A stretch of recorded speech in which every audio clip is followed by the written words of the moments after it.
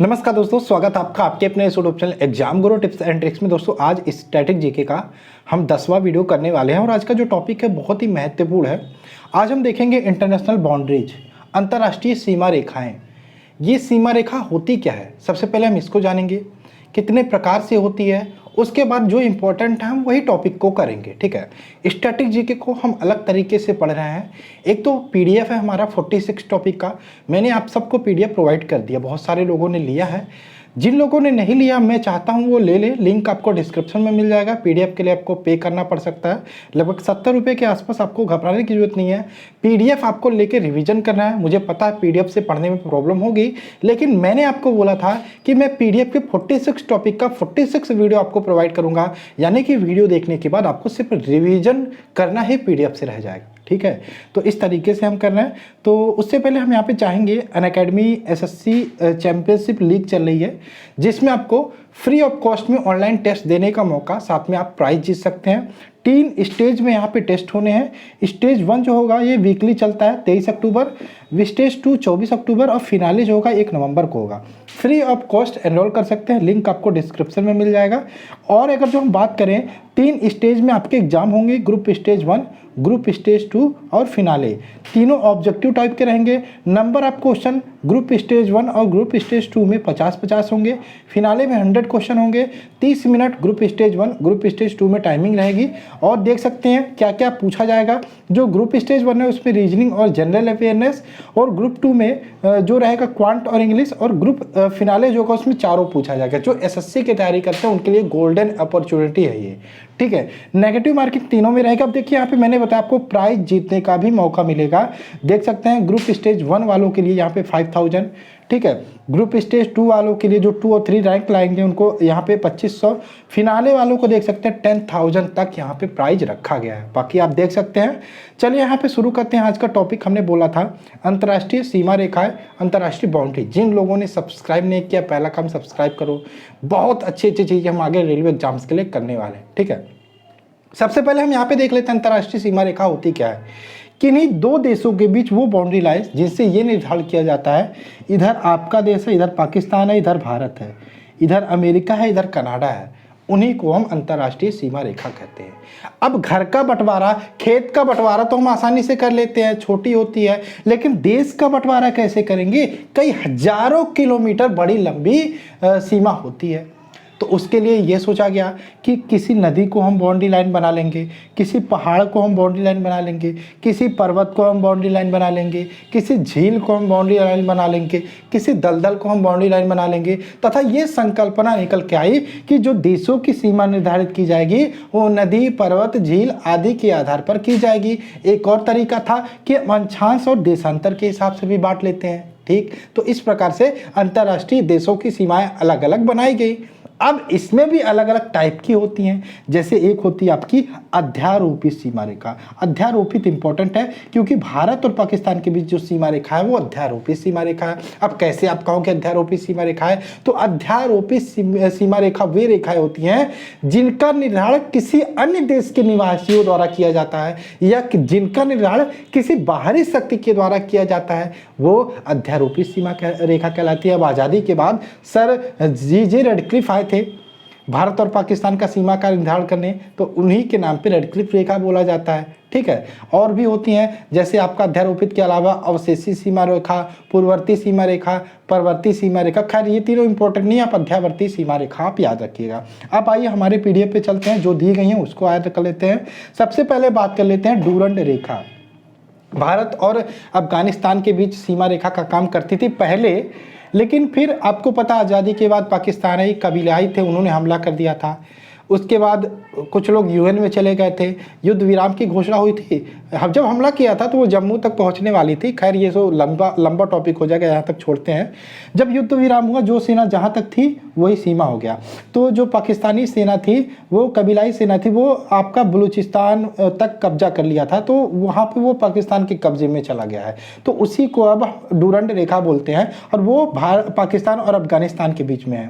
ठीक है, पहले जब ये बलूचिस्तान और भारत के पास था तो ये भारत भारत और अफगानिस्तान के बीच सीमा रेखा का कार्य करता था। तो खैर आप ये याद रखेंगे, जो डूरंड बाउंड्री लाइन है ये मार्टिनर डूरंड द्वारा निर्धारित किया गया था 1886 में, और पाकिस्तान और अफगानिस्तान के बीच सीमा रेखा का कार्य करती है। मैकमोहन रेखा की बात करें तो ये भारत और चीन के बीच है, ठीक है। 1120 किलोमीटर लंबी सीमा रेखा है। हेनरी मैकमोहन के द्वारा, सर हेनरी मैकमोहन के द्वारा निर्धारित की गई थी, लेकिन चीन इसे नहीं मानता। चूंकि आपको पता होगा अरुणाचल प्रदेश वाला क्षेत्र, सिक्किम वाला क्षेत्र, चीन ये कहता है कि वो हमारा है, ठीक है, लेकिन इसी को मैकमोहन रेखा बोलते हैं, ठीक। अब बात कर लेते हैं रेडक्लिफ रेखा, पाकिस्तान और भारत के भी। देखो हम वही पढ़ेंगे जो एग्जाम में आता है, फालतू एक्स्ट्रा जानने की जरूरत ही नहीं है। अब मुझे लगता है अध्यारोपी सीमा रेखा इंपॉर्टेंट था तो मैंने बता दिया, ठीक। तो रेडक्लिफ लाइन की बात करें तो भारत और पाकिस्तान के बीच सीमा रेखा का कार्य करता है। 1947 में भारत और पाकिस्तान सीमा आयोग के अध्यक्ष जो थे सर रेडक्लिफ, इनके द्वारा ये निर्धारित किया गया था, ठीक। अब आते हैं हम 17वीं समांतर रेखा, ये भी इंपॉर्टेंट है। ये उत्तरी वियतनाम और दक्षिणी वियतनाम को अलग करता है। जो 17वीं पैरेलल लाइन है ये उत्तरी वियतनाम को दक्षिणी वियतनाम से अलग करता है, ठीक है, ये ध्यान रखना। अब एक काम करो, मेरे वीडियोज एयरफोन लगा के देखा करो। मैं यही चाहूंगा कि स्टैटिक जीके जितना भी मैं कराता हूं आपको वीडियो में ही याद हो जाए। 2 बार वीडियो देख सकते हो, ये टॉपिक छोटा है, मुझे लगता है 10 से 12 मिनट में हो जाएगा, ठीक। और आप उसके बाद रिवीजन पीडीएफ से करो, ठीक है। पहला काम वीडियो देखना, वीडियो देखोगे दिमाग में घुसेगा, कैसे पढ़ना है आपको आइडिया लगेगा, ठीक। चलो आगे चलते हैं। रेखा है 24वीं समांतर रेखा, 24 पैरेलल लाइन। ये बात करें तो ये भारत और पाकिस्तान के बीच है। खैर भारत इसे नहीं मानता, भारत इसे नहीं मानता क्योंकि पाकिस्तान ने ये रेखा बनाया गुजरात के पास कच्छ की खाड़ी में, लेकिन भारत इसे स्वीकार नहीं करता, इसलिए ये आपके एग्जाम में मुझे नहीं लगता आएगा। लेकिन खैर आपको ध्यान रखना है 24वीं पैरेलल लाइन है, इसे पाकिस्तान ने बनाया था भारत और पाकिस्तान के बीच सीमा रेखा के रूप में। खैर ये कहाँ पे, गुजरात के पास कच्छ में, ठीक। आगे चले, ये बात करें 38वीं पैरेलल लाइन। खैर तबीयत में थोड़ा सा पता नहीं क्या हो रहा है, ऐसा बोलने में प्रॉब्लम हो रही है, गले में किच टाइप का है।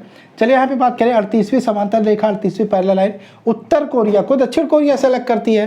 खैर दोनों अपने आप में कट्टर दुश्मन है, जहाँ पे दक्षिण कोरिया को समर्थन करता अमेरिका, उत्तर कोरिया तो अपने आपको पता ही, आपका तानाशाह किम जोंग यून, चाइना का समर्थन हासिल है।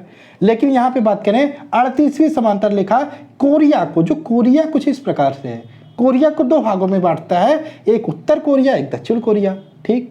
ये हो गया 38वीं समांतर रेखा। 49वीं समांतर रेखा की बात करें 49th पैरेलल लाइन, ये अमेरिका को कनाडा से बांटता है। ये वाला लाइन कुछ इस प्रकार से है, ठीक है, अमेरिका को कनाडा से बांटता है, ठीक है, 2 भागों में बांटता है। नेक्स्ट बात करें हिंडनबर्ग रेखा, ये जर्मनी को पोलैंड से बांटता है, ठीक है। प्रथम विश्व विराम के बाद जर्मनी की सेना यहाँ से वापस लौटी थी, तो हिंडनबर्ग रेखा इसे हम बोलते हैं, जो जर्मनी को पोलैंड से अलग करती है। ओडरनॉस रेखा की बात करें, ओडरनॉस लाइन जो है ये भी जर्मनी को पोलैंड से अलग करती है। ये सेकंड वर्ल्ड वॉर के बाद निर्धारित की गई थी। आगे बात करें मैगिनॉट रेखा की बात करें, ये जर्मनी और फ्रांस के बीच सीमा रेखा का कार्य करती है, ठीक। और सीज फ्राइड रेखा की बात करें, जर्मनी और फ्रांस के बीच बाउंड्री लाइन है, ठीक। तो ये था आपका टोटल इंपॉर्टेंट जितने बाउंड्री लाइन मैंने कराए। एक बार तेजी से हम रिवीजन कर लेते हैं, उसके बाद वीडियो को ख़त्म करते हैं। तो डूरंड लाइन भारत, पाकिस्तान और अफगानिस्तान के बीच, ठीक। मैकमोहन रेखा भारत और चाइना के बीच। रेडक्लिफ लाइन भारत और पाकिस्तान के बीच सीमा रेखा। 17वीं समांतर रेखा उत्तरी वियतनाम और दक्षिणी वियतनाम को अलग करती है। 24वीं समांतर रेखा भारत और पाकिस्तान के बीच। 38वीं समांतर रेखा उत्तर कोरिया को दक्षिण कोरिया से अलग करती है। 49वीं समांतर रेखा अमेरिका को कनाडा से अलग करती है। हिंडनबर्ग रेखा की बात करें, जर्मनी को पोलैंड से अलग करती है। ओडरनॉस रेखा की बात करें, जर्मनी को पोलैंड से अलग करती है। वहीं मैगिनॉट रेखा की बात करें, जर्मनी को फ्रांस से अलग करती है। लास्ट में सीज फ्राइड रेखा की बात करें, ये जर्मनी को फ्रांस से अलग करती है। तो ये बताइए कैसा लगा वीडियो, समझ में आया, याद हुआ कि नहीं? अब याद हो गया हो तो पीडीएफ से जाकर रिवीजन जरूर कर लेना। मैं तो यही चाहूँगा, ठीक है, जिससे देखो एक भी टॉपिक नहीं छूटनी। करंट अफेयर्स के लिए भी मैंने आपको पीडीएफ बना दिया है, वहाँ से जाके पढ़ सकते हो। बाकी आप समझदार हो, आपको पता है क्या करना है। चलो वीडियो अच्छा लगा लाइक कर देना, कमेंट्स करना जरूर मत भूलना। चलिए मिलते हैं नेक्स्ट वीडियो में। जय हिंद दोस्तों, जय भारत।